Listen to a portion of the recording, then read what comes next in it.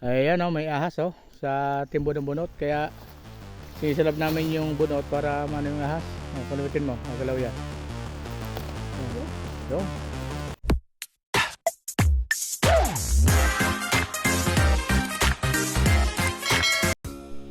Nandito ngayon tayo sa sagingan. Tayo ay maglilinis ng ating mga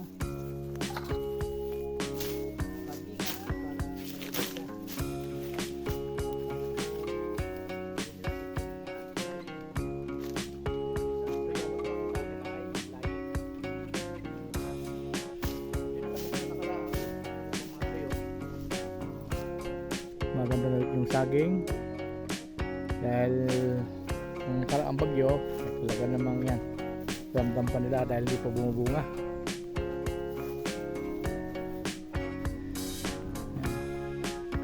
Mapansin nyo may mga putol yung saging, may bandang katawan dahil yan ay natumba, nabali, tapos pinutol yan, sumuli ulit sila ng bago.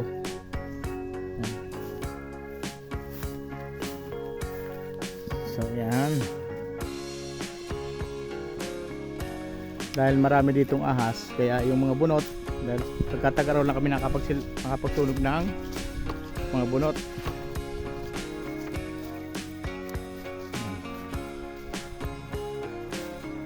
Yan, medyo nasasaid na no, mga bunot. So doon naman tayo pupunta sa pataniman natin ang luya. Kaya dito sa mundo kami makatuwang ng isis. Ayan, minsan nakakatulong kami dito pag may mga dumarating, mga kamag-anakan. Ayan, minsan nakakatulong din namin dito. Itong mga palapa na ito, yan, yun na kinukuha namin pangkilid para sa luya. Marami na din kami ng ipon dito. Kaya yung mga tuyo ng mga dahon, yan, yung dahon ng nyug na yan, yung mga bagsak yan, tapos iniipon namin. Dahil kung mapapabayaan lang natin dito, sayang naman.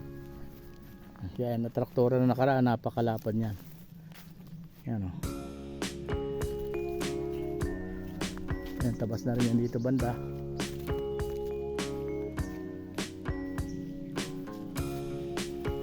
Kami rin yung buka ng nyug.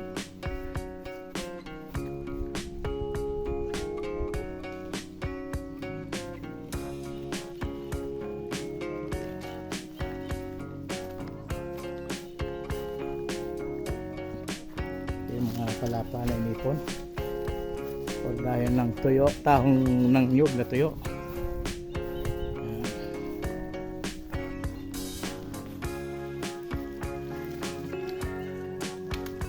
Dito kami rito kapag tag-araw, susunod kami dito ng mga bunot. So pag hindi sinunog yan, titira ng ahas. Hindi pwede na matirahan yan dahil delikado.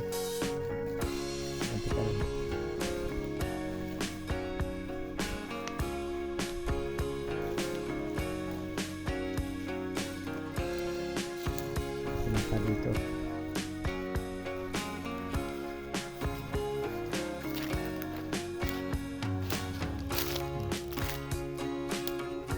Ayaw pa.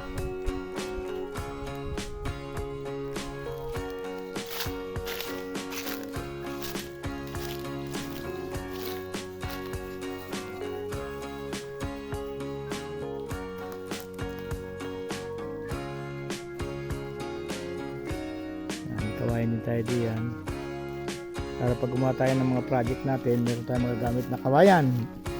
Ayan, may kasama ko dito si Angeline. Ito nakailaw ng mga baka. Ito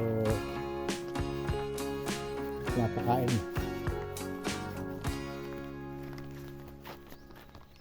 Yung tataniman ng luya, medyo malong-long din yan.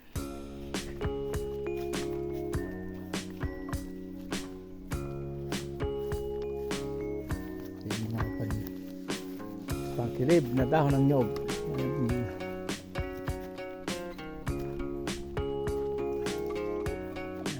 Kahoy na ayangaw.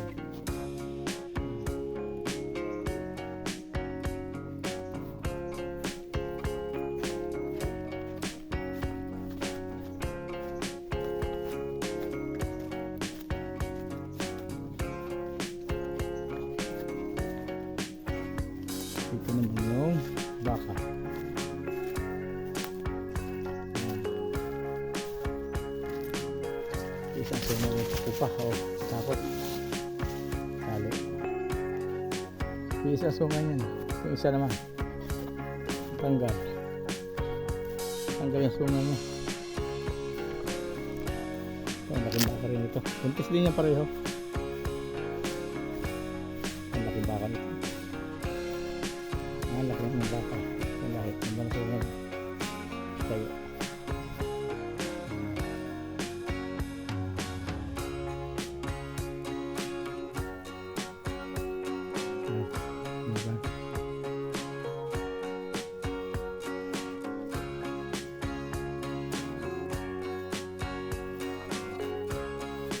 Mga langka.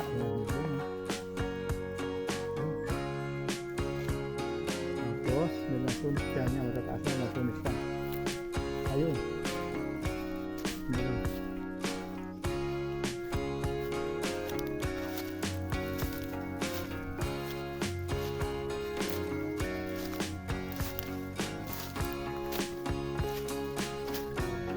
Kapag dumamit yung parang cabinet to, napapakain niya sa alagang baboy, ilalaga lang siya ng mabuti, tapos lalagyan ng nyog or ipa, kaya trigo sa feeds, ihalo para makatipid.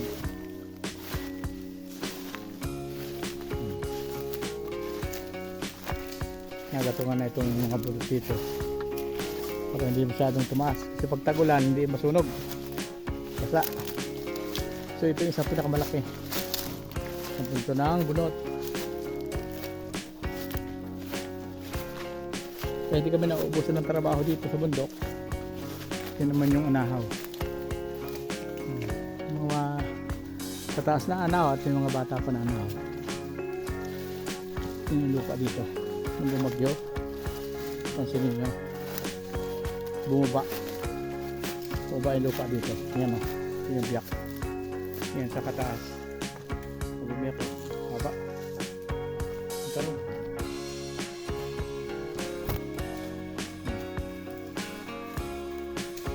Kasi medyo mataragi yung taas na yan, kaya nag-slide yung lupa.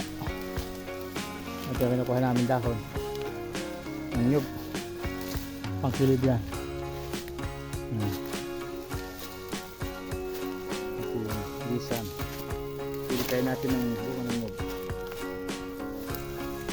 Yan yung nasulit yung taas.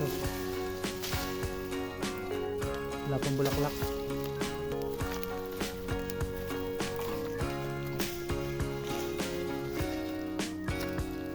Yung mga lasones.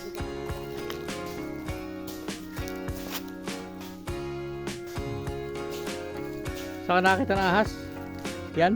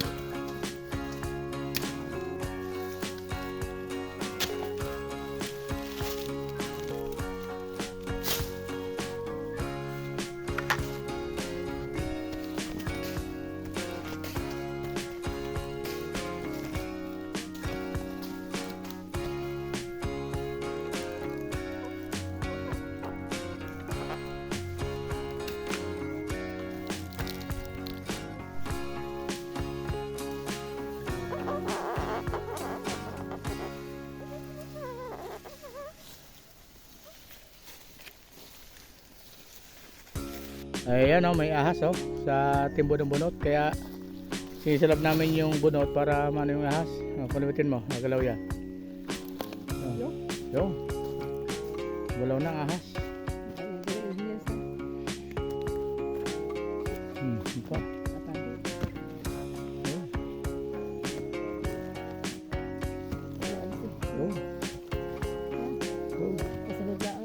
Tumago na.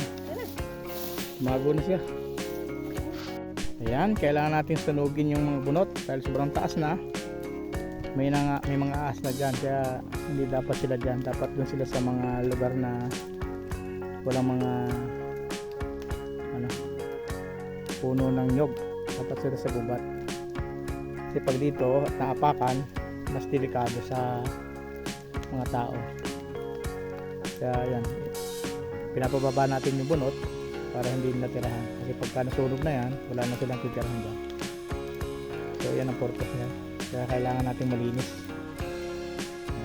Tinatabasan yung niyugan para malinis.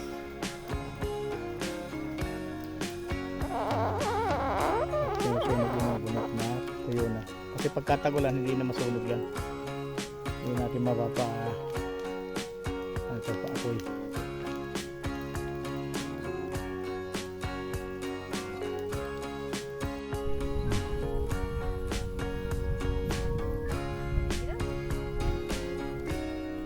Ang ginawa ba yan? Pawisan? Basta ang damit ko. Ang tabi. Ang galaw-galaw.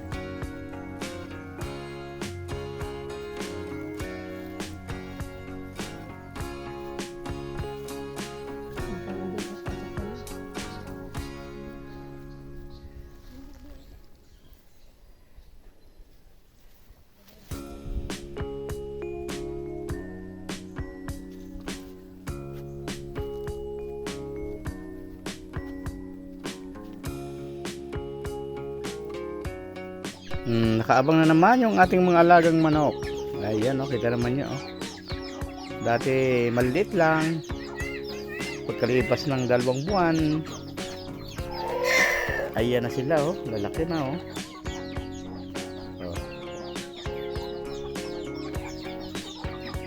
ayan.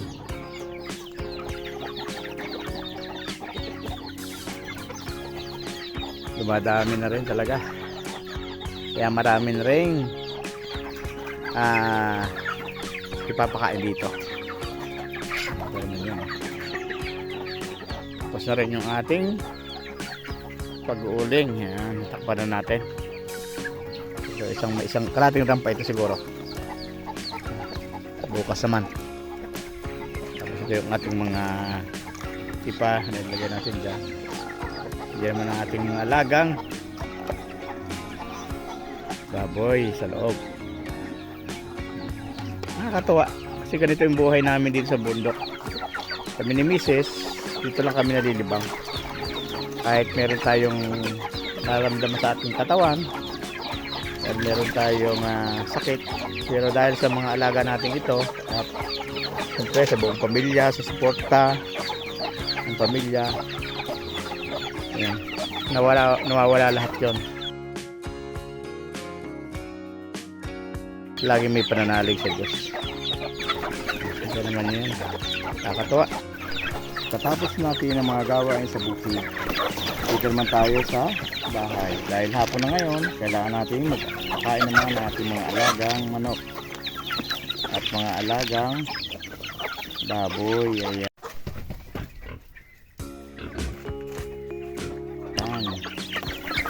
Dahil ito yung ating pinagkakabalan sa bundok at kasama na rin natin ito sa hanap buhay natin. Ito yung ating pinagkukunan ng ating kinabubuhay dito. Kaya nakakatuwa at marami na tayong mga manok. Kaya ang mabuhay dito sa bundok ay magagawa nating sagana. Kasama ang sipag at tiyaga. Mag-farming tayo. Ibig ko sabihin, kapag hindi tayo empleyado at meron tayong konting lupa, konting sinasaka, magtanim tayong gulay, mag-alaga tayo ng mga manok o iba pa natin livestock. Nang sa ganon, makatulong sa ating pang-araw-araw na gastusin. Ano? Simple lang ang buhay dito sa bukid. Buhay probinsya ay napakasaya. Kung gusto niyo yung video na ito, like, subscribe, and click the ring. Click the notification bell or bell icon, diba ba? Yeah. 2 times para ma-notify po kayo Yes. sa mga susunod namin gagawin na videos. Thank you! Bye! Bye-bye!